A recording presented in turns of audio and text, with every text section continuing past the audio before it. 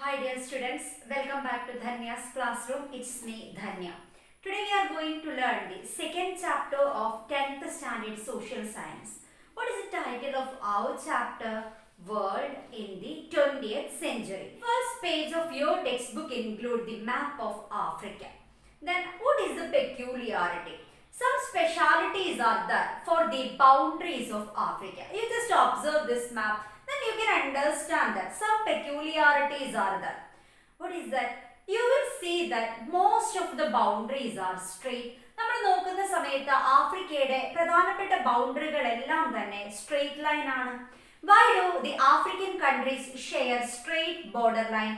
എന്തുകൊണ്ടാണ് African countries ഇങ്ങനെ straight border lines ചെയ്തിട്ടുള്ളത്? The Europeans who reached Africa in search of natural resources partitioned the continent at the beginning of 20th century. ആഫ്രിക്കയിൽ natural resources തേടി വന്ന യൂറോപ്യന്മാർ ആഫ്രിക്കയെ വിഭജിക്കുകയാണ് ഉണ്ടായത്. On the basis of some agreements among the European countries, they divided the African nation amongst themselves by just drawing straight line on the map. അവരെങ്ങനെയാണ് ആഫ്രിക്കയെ വിഭജിച്ചത്? വെറുതെ മാപ്പിൽ straight line വരച്ചുകൊണ്ട് എന്ന് വെച്ചാൽ അവർക്ക് തോന്നിയ രീതിയിൽ ആഫ്രിക്കയെ അവർ വിഭജിച്ചെടുക്കുകയാണ് ഉണ്ടായത്. Our topic that is from capitalism to imperialism. മുതലാളിത്തത്തിൽ നിന്ന് സാമ്രാജ്യത്വത്തിലേക്ക് നോക്കാം. Industrial revolution that began in 18th century gradually spread from England to other countries of Europe. നിങ്ങൾക്കറിയാം 18ാം നൂറ്റാണ്ടിൽ ഇംഗ്ലണ്ടിലാണ് വ്യവസായ വിപ്ലവം ആരംഭിച്ചത്.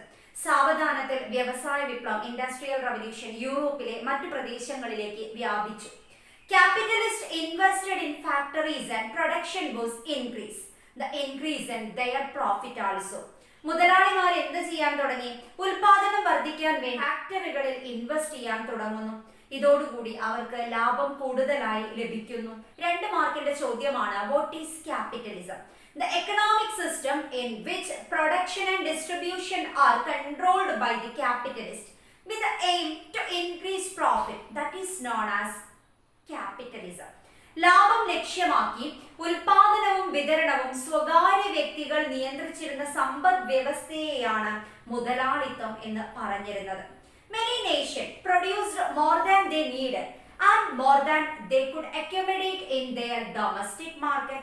മുതലാളിത്തത്തോടുകൂടി ഒരുപാട് രാജ്യങ്ങൾ അവർക്ക് വേണ്ടതിലധികം സാധനങ്ങൾ ഉൽപ്പാദിപ്പിക്കാൻ തുടങ്ങി. The search for market by the industrialized countries in Europe led to competition among them. അവരുടെ ഉണ്ടാക്കുന്ന സാധനങ്ങൾ വിറ്റഴിക്കാൻ വേണ്ടി അവർക്ക് മാർക്കറ്റ് ആവശ്യമായി വന്നു. ഈ മാർക്കറ്റിന് വേണ്ടിയുള്ള അന്വേഷണമാണ് യൂറോപ്പിൽ വ്യാവസായിക രാജ്യങ്ങൾ തമ്മിലുള്ള മത്സരത്തിന് കാരണമാകുന്നത്. Next important question that is what is colonisation? എന്താണ് കോളനിവൽക്കരണം? Using political and military forces, the European countries economically exploited Africa, the Asian, the Latin American nations. Later they became the colonies of European countries. This process is known as colonization. ഏഷ്യയിലെയും ആഫ്രിക്കയിലെയും Latin അമേരിക്കയിലെയും രാജ്യങ്ങളെ European രാഷ്ട്രങ്ങൾ രാഷ്ട്രീയ അധികാരവും സൈനിക ശേഷിയും ഉപയോഗിച്ച് സാമ്പത്തികമായി ചൂഷണം ചെയ്യാൻ തുടങ്ങി. ഈ രാജ്യങ്ങൾ പിന്നീട് യൂറോപ്യന്മാരുടെ കോളനികളായി മാറി. ഈ പ്രക്രിയയാണ് കോളനിവൽക്കരണം എന്ന് പറയുന്നത്. To protest against capitalist exploitation, trade unions were formed. മുതലാളിത്ത ചൂഷണത്തിനെതിരെ തൊഴിലാളി സംഘടനകൾ രൂപം കൊള്ളുകയാണ്. എന്തായിരിക്കും അതിന്റെ ഫലം? As a result, wages increased. തൊഴിലാളികളുടെ കൂലി വർദ്ധിക്കുന്നു. Diminished the profit of capitalist. മുതലാളിമാരുടെ ലാഭം കുറയുന്നു. European countries had considered the colonies as the source of raw materials and the market for their industrial products. Later, the colonial masters started to invest capital in these colonies. The factors that induced them to do so were. എന്തുകൊണ്ടാണ് colonial masters എന്ന് വെച്ചാൽ ഈ European രാജ്യങ്ങൾ കോളനികളിൽ invest ചെയ്യാൻ തുടങ്ങുന്നത്? അതിന് പിറകില് 3-4 കാരണങ്ങൾ ഉണ്ടായിരുന്നു. എന്താണെന്ന് നോക്കാം. ചീപ്പ് ലേബർ, തൊഴിലാളികളുടെ കുറഞ്ഞ കൂലി. അവൈലബിലിറ്റി ഓഫ് റോ മെറ്റീരിയൽസ്, ഈ കോളനികളിൽ ഒരുപാട് റോ മെറ്റീരിയൽസ് ലഭ്യമായിരുന്നു. Then low cost involved in manufacturing and selling goods in the colonies. കോളനികളിൽ തന്നെ ഉൽപ്പാദിപ്പിച്ച് കോളനികളിൽ തന്നെ വിറ്റഴിക്കാം എന്നതിലെ കുറഞ്ഞ ചെലവ്. The distinctive phase of flow of financial capital to colonies is known as imperialism. കോളനികളിലേക്കുള്ള മൂലധന കയറ്റുമതിയുടെ ഈ ഘട്ടം സാമ്രാജ്യത്വം എന്ന പേരിൽ അറിയപ്പെട്ടു. 2 മാർക്കിന്റെ ചോദ്യമാണ് വാട്ട് ഈസ് ഇംപീരിയലിസം. എന്താണ് ഇംപീരിയലിസത്തിന്റെ പ്രധാനപ്പെട്ട സവിശേഷത നമുക്ക് നോക്കാം. Imposing a nation's political, economic and cultural dominance on another nation is a fundamental feature of imperialism. ഒരു രാജ്യം മറ്റൊരു രാജ്യത്തിനുമേൽ സ്ഥാപിക്കുന്ന രാഷ്ട്രീയ, സാമ്പത്തിക, സാംസ്കാരിക ആധിപത്യമാണ് സാമ്രാജ്യത്വത്തിന്റെ സവിശേഷത. Colonialists imposed their dominance using legal system, administrative measures and military forces. മറ്റൊരു രാജ്യത്തിനുമേൽ ആധിപത്യം സ്ഥാപിക്കാൻ വേണ്ടി അവർ എന്തെല്ലാം ഉപയോഗിച്ചു? ലീഗൽ സിസ്റ്റവും അഡ്മിനിസ്ട്രേറ്റീവ് മെഷേഴ്സും മിലിറ്ററി ഫോഴ്സസും അവർ ഉപയോഗിക്കുകയാണ് ചെയ്തത്. How did imperialism affect the colonies?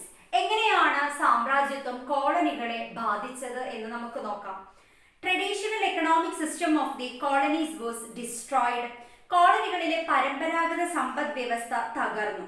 Administrative and judicial system were replaced. ഭരണരീതിയും നിയമവ്യവസ്ഥയും മാറ്റിമറിക്കപ്പെട്ടു. People in colonies were forced to cultivate cash crops in lieu of traditional food crop. പണ്ടുകാലത്തെ ഭക്ഷ്യവിളകൾ മാത്രം കൃഷി ചെയ്തതിനു പകരം നാണ്യവിളകൾ കൃഷി ചെയ്യാൻ അവർ നിർബന്ധിതരായി. Poverty and unemployment increased. Then ദാരിദ്ര്യവും തൊഴിലില്ലായ്മയും വർദ്ധിച്ചു. Natural resources were widely exploited. പ്രകൃതി വിഭവങ്ങൾ വ്യാപകമായി കൊള്ളയടിക്കപ്പെട്ടു. Then art, literature, language, culture and education system were destroyed. തദ്ദേശീയമായ കല, സാഹിത്യം, ഭാഷ, സംസ്കാരം, വിദ്യാഭ്യാസം എന്നിവ തകർക്കപ്പെട്ടു. Competition and conflict among imperialist nations for colonies and market led to the outbreak of war. കോളനികൾക്കും കമ്പോളങ്ങൾക്കും വേണ്ടിയുള്ള പരസ്പര മത്സരങ്ങളും സംഘർഷങ്ങളും സാമ്രാജ്യത്വ ശക്തികൾ തമ്മിൽ യുദ്ധങ്ങൾക്ക് കാരണമായി.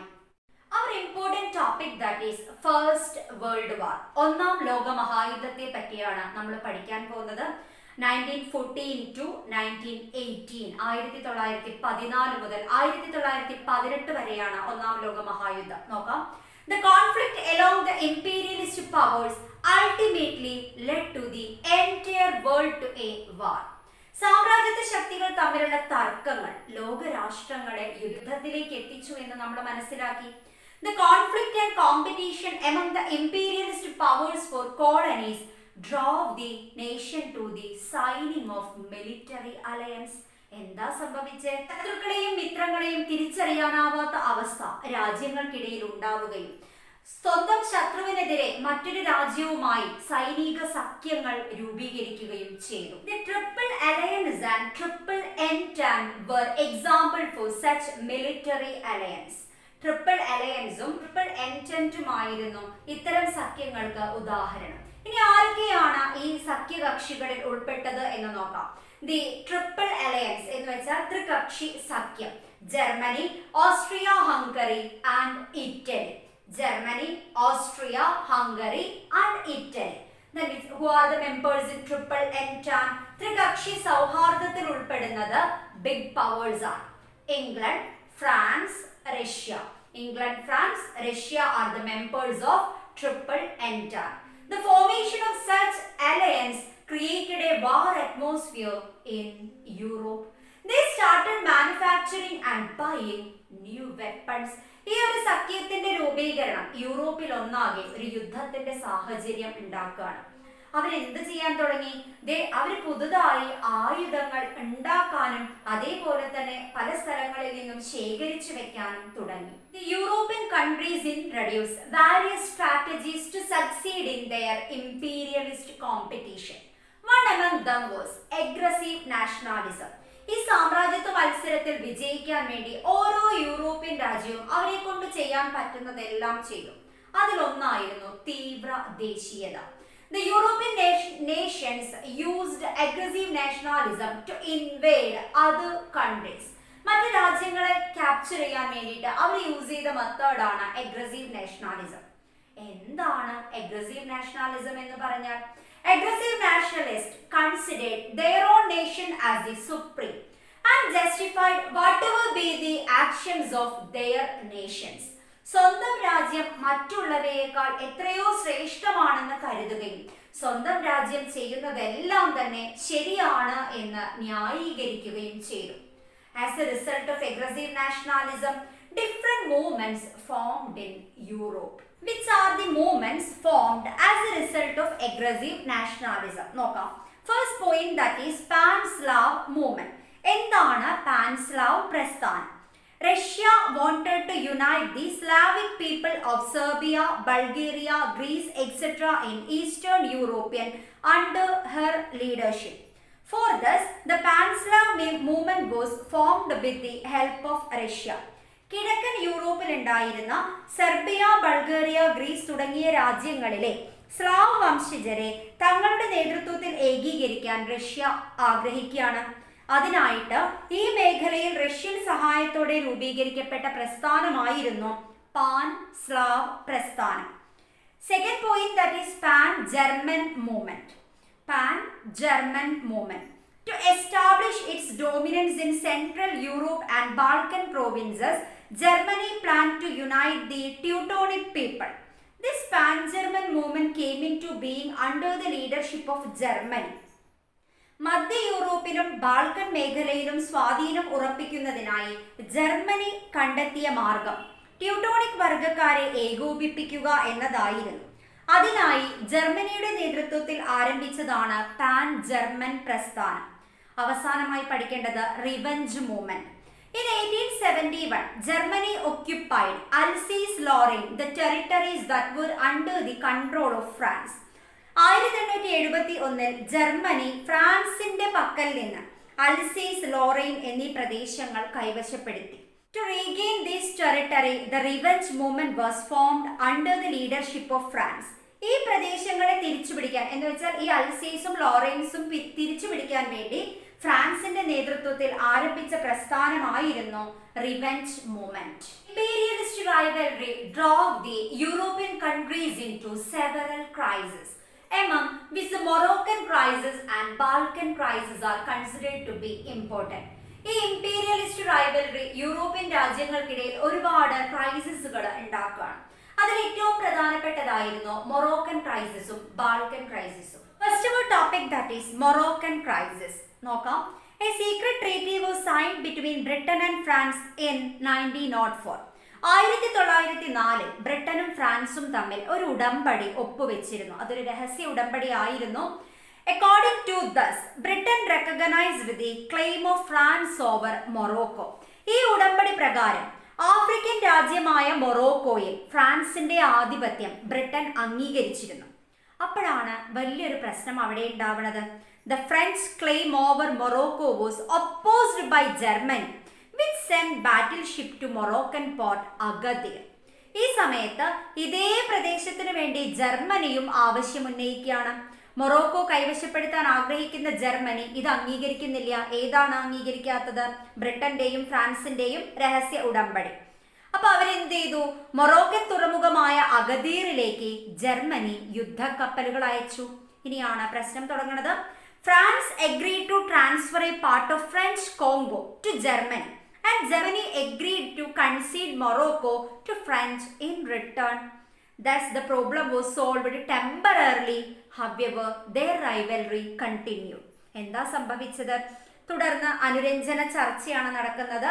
തങ്ങളുടെ കോളനിയായ ഫ്രഞ്ച് കോങ്കോയുടെ ചില ഭാഗങ്ങൾ ഫ്രാൻസ് ആർക്ക് കൊടുത്തു? ജർമ്മനിക്ക് കൊടുത്തു. അങ്ങനെ പ്രശ്നം പരിഹരിക്കുകയാണ്. മൊറോക്കോയ്ക്ക് പകരം ഫ്രഞ്ച് കോങ്കോയുടെ ചില ഭാഗങ്ങൾ ജർമ്മനിക്ക് കൊടുത്തു. അങ്ങനെ ഫ്രാൻസും ജർമ്മനിയും തമ്മിലുള്ള പ്രശ്നം ചെറുതായി പരിഹരിച്ചു. എങ്കിലും ഇവരെന്തായി മാറി? പിന്നീട് ഇവർ ശത്രുക്കളായി മാറുകയാണ്. ഫ്രാൻസും ജർമ്മനിയും തമ്മിലുള്ള ശത്രുത തുടർന്നുകൊണ്ടേയിരിക്കുകയാണ്. Next topic, that is Balkan crisis. The Balkan region is situated in Europe close to the Aegean and the Black Sea. ഗ്രീസിന് കിഴക്കുള്ള ഈജിയൻ കടലിനും കരിങ്കടലിനും സമീപത്താണ് ബാൾക്കൻ മേഖല സ്ഥിതി ചെയ്യുന്നത്.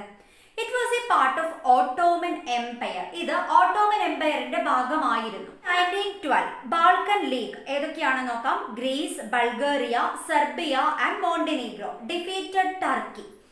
1912 ബാൾക്കൻ സഖ്യമായ സെർബിയ, ഗ്രീസ്, മോണ്ടിനീഗ്രോ, ബൾഗേറിയ എന്നിവർ തുർക്കിയെ പരാജയപ്പെടുത്തി. However, the conflict among the allied nations in sharing the benefit of war led to the breakup of the league and resulted in war among them. എന്തായി? ഈ യുദ്ധത്തിന്റെ നേട്ടങ്ങൾ പങ്കിട്ടെടുക്കുന്നതിൽ Balkan സഖ്യത്തിലെ രാഷ്ട്രങ്ങൾ തമ്മിൽ അഭിപ്രായ വ്യത്യാസം ഉണ്ടായി. ഇത് ബാൾക്കൻ രാഷ്ട്രങ്ങൾ തമ്മിലുള്ള യുദ്ധത്തിന് കാരണമാവുകയാണ്. ഇപ്പൊ നമ്മൾ ബാൾക്കൻ പ്രതിസന്ധി എന്താണെന്ന് മനസ്സിലാക്കി. ഇനി പറയുന്നത് കൃത്യമായി മനസ്സിലാക്കാം. When Austria laid its claim over Balkan region with the support of Germany, Serbia claimed this region with the support of Russia. Balkan പ്രദേശത്ത് ആധിപത്യം ഉറപ്പിക്കാൻ വേണ്ടി റഷ്യൻ സഹായത്തോടെ സെർബിയയും ജർമ്മനിയുടെ പിന്തുണയോടെ ഓസ്ട്രിയയും ശ്രമിക്കുകയാണ്. ആ topic that is the immediate cause of first world war. ഒന്നാം ലോക മഹായുദ്ധത്തിലേക്ക് നയിച്ച വളരെ പെട്ടെന്നുണ്ടായ കാരണം എന്താണ് നോക്കാം. During this time a Serbian youth Gavrilo Princip assassinated Francis Ferdinand, the heir to the throne of Austria, at the Bosnian capital Sarajevo in June 1914. 1914 ജൂണിൽ ഓസ്ട്രിയൻ കിരീടാവകാശിയായിരുന്ന ഫ്രാൻസിസ് ഫെർഡിനാൻഡിനെ ബോസ്നിയൻ തലസ്ഥാനമായ സരജാവോയിൽ വെച്ച് സെർബിയൻ യുവാവായ ഗാബ്രിലോ പ്രിൻസപ്പ് വെടിവെച്ചു കൊന്നു. തങ്ങളുടെ രാജകുമാരനെ കൊന്നു കഴിഞ്ഞാൽ അവർ വെറുതെ ഇരിക്കൂ? ഇല്ലല്ലോ. അതന്നെയാണ് ഇനി സംഭവിക്കുന്നത്. Austria held Serbia responsible for it and declared war on Serbia on 28th July 1914. 1914 ജൂണിലാണ് വെടിവെപ്പ് നടക്കുന്നത്. ഒരു മാസം അവർ കാത്തിരിക്കുകയാണ്. എന്നിട്ട് അവരെന്ത് പറയും? ഇതിന് ഉത്തരവാദി സെർബിയയാണ് എന്ന് പറഞ്ഞുകൊണ്ട് ഓസ്ട്രിയ സെർബിയക്കെതിരെ യുദ്ധം പ്രഖ്യാപിക്കുകയാണ്. ഇനിയിപ്പോ എന്താ സംഭവിക്കുക? ഓസ്ട്രിയയുടെ കൂടെ കുറെ രാജ്യങ്ങളുണ്ട്, സെർബിയയുടെ കൂടെയും കുറെ രാജ്യങ്ങളുണ്ടെന്ന് നമുക്ക് ഓൾറെഡി അറിയാം. The allied nations rushed to help their allies.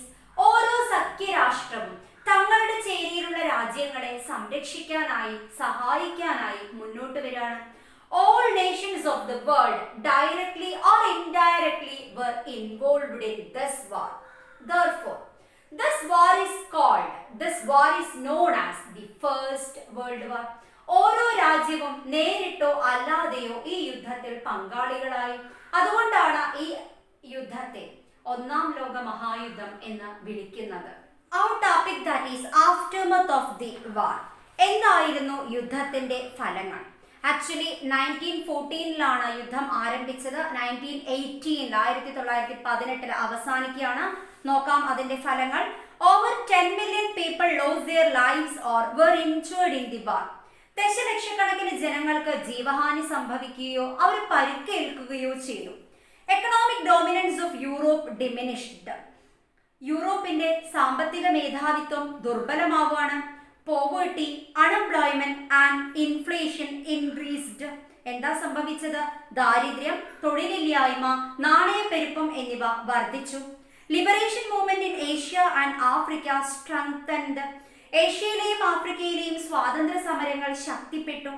Agriculture, industry and communication system were destroyed. കൃഷി, വ്യവസായം, വാർത്താവിനിമയം തുടങ്ങിയ മേഖലകളെല്ലാം തകർന്നു. In a bid to bring about peace in the world, the League of Nations was formed. Very important. ലോക സമാധാനം സംരക്ഷിക്കുന്നതിനായി സർവരാഷ്ട്ര സഖ്യം league of Nations എന്ന ഒരു സംഘടന രൂപം കൊണ്ടു. ഇനി നിങ്ങളുടെ ടെക്സ്റ്റ് ബുക്കിൽ ഒരു എക്സ്ട്രാ റീഡിംഗ് ടോപ്പിക് ഉണ്ട്, വാർ ഓൺ സെല്ലുലോയിഡ്, യുദ്ധം സെല്ലുലോയിഡ്. നോക്കാം. Grand illusion, one of the best war film directed by റാം Renoir, tells the story of French prisoners during the First World War. The prints of Grand Illusion were destroyed by the Nazis but were discovered later. All Quit on the Western Front, directed by Lewis Milestone and Stanley Kubrick's Path of Glory, are visual manifestation of the First World War. ഒന്നാം ലോക മഹായുദ്ധത്തിലെ French തടവുകാരുടെ കഥ പറഞ്ഞ ചിത്രമായിരുന്നു ഴാങ് റെന്വേയുടെ grand illusion. യുദ്ധത്തെക്കുറിച്ചുള്ള ഏറ്റവും മികച്ച ചലച്ചിത്രങ്ങളിൽ ഒന്നായിരുന്നു ഇത്. എന്നാൽ ഇതിന്റെ പ്രിന്റുകള് നാസികള് നശിപ്പിച്ചുവെങ്കിലും പിന്നീട് അത് കണ്ടെടുക്കുകയാണ് ഉണ്ടായത്. ലെവിസ് മൈൻസ്റ്റോൺ സംവിധാനം ചെയ്ത all quiet on the western front, അതുപോലെ തന്നെ സ്റ്റാൻലി കുബ്രിക്കിന്റെ പാത്ത് ഓഫ് ഗ്ലോറി എന്നീ ചലച്ചിത്രങ്ങളും ഒന്നാം ലോക മഹായുദ്ധത്തിന്റെ ദൃശ്യാവിഷ്കാരങ്ങൾ ആയിരുന്നു. 1918 യുദ്ധം അവസാനിപ്പിച്ചു. അതോടുകൂടി സമാധാനം സ്ഥാപിക്കേണ്ടത് ആവശ്യമായി. അവർ topic that is peace effort. A peace conference was convened at Paris in 1919 to discuss post-war situation under the leadership of winning allies. Who are that? Britain and France. They signed different treaties with defeated nations. 1919 പാരീസിൽ ചേരുന്ന സമാധാന ഉടമ്പടി under the leadership of winning Alice. ആരാ വിജയിച്ചത്? ബ്രിട്ടനും ഫ്രാൻസും ഉൾപ്പെടുന്ന സഖ്യം. അവരുടെ നേതൃത്വത്തിലാണ് ചർച്ച നടക്കുന്നത്. They signed different treaties with the defeated nation. പരാജിത രാജ്യങ്ങളുമായി അവർ ഒരുപാട് ട്രീറ്റികൾ ഒപ്പുവെക്കുകയാണ്. One important treaty, that is Versailles Treaty. Among these treaty, Versailles Treaty signed with Germany in 1990 was the most important one. ഏറ്റവും പ്രധാനപ്പെട്ട ട്രീറ്റി ആയിരുന്നു 1919 ജർമ്മനിയുമായി ഒപ്പുവെച്ച വേഴ്സായി ട്രീറ്റി. എന്തായിരുന്നു അതിന്റെ ഉള്ളടക്കം നോക്കാം. According to this treaty, German colonies was forced to pay a huge amount as war indemnity. The Allies occupied the rich mines of Germany. Above all, war guilt was imposed on Germany and was disarmed. പാവം ജർമ്മനിയുടെ അവസ്ഥ. എന്തൊക്കെയാ ജർമ്മനിക്ക് ഉണ്ടായത്? യുദ്ധത്തിലേക്ക് പോകുമ്പോൾ ആലോചിക്കണ്ടേ? അപ്പം യുദ്ധത്തിന്റെ അവസാനം എന്താ സംഭവിച്ചത്? 1919 വേഴ്സായി ഉടമ്പടി പ്രകാരം എന്തൊക്കെയാ ചെയ്തത്? German colony was forced to pay a huge amount as war indemnity. യുദ്ധക്കുറ്റമായി ഒരു വലിയ തുക ജർമ്മനി വിജയിച്ച രാജ്യങ്ങൾക്ക് കൊടുക്കേണ്ടതായി വന്നു. മാത്രല്ല ജർമ്മനിയുടെ സമ്പന്നമായ ഖനികളെല്ലാം അവരെടുത്തുപോയി. ചാതത്ത വസ്തുക്കളെല്ലാം ആലീസ് കൊണ്ടുപോവാണ്. മാത്രമല്ല യുദ്ധക്കുറ്റം പൂർണ്ണമായും ജർമ്മനിയുടെ മേൽ അടിച്ചേൽപ്പിച്ചു. അതുകൂടാതെ ജർമ്മനിയെ നിരായുധീകരിക്കുകയും ചെയ്തു. In next class, we will discuss the topic Nazism, Fascism, Second World War, etc. If you like my class, don't forget to subscribe my channel, Dhanya's Classroom. Thank you for watching my class.